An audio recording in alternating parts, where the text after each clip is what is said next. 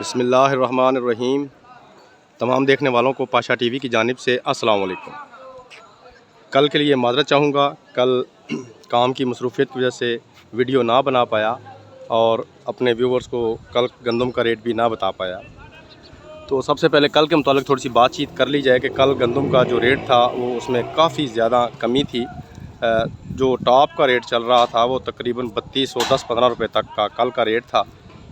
तो कल तो खैर गुज़र गई, लेकिन आज अल्हम्दुलिल्लाह रेट में थोड़ा सा इजाफ़ा हुआ है। सुनने में आया है कि पास्को की ख़रीद शुरू हुई है जिसका असर जो है वो यहाँ मंडियों पर भी पड़ा है।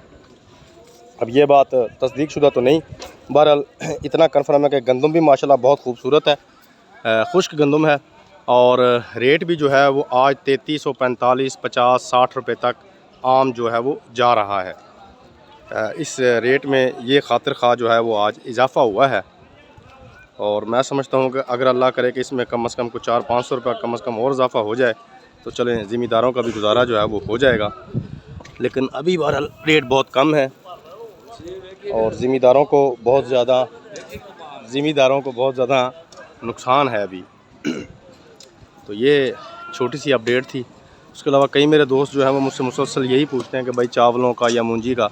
तो मेरा भाई अभी क्या बताएं आपको, मूंजी भी अभी बदस्तूर जो है वो डाउन है बिल्कुल। गाहक मूंजी का कोई भी मार्केट में नहीं है।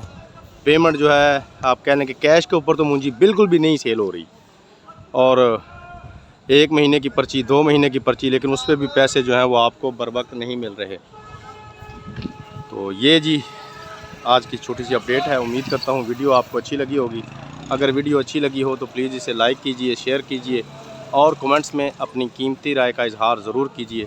उसके अलावा जो मेरे दोस्त मेरे चैनल पाशा टीवी पर अभी नए आए हैं, काइंडली वो इसे सब्सक्राइब कर लें और साथ में लगे घंटी के बटन को ज़रूर प्रेस कर दें ताकि हमारी हर आने वाली वीडियो का नोटिफिकेशन आप तक बर वक्त पहुँच सके। शुक्रिया।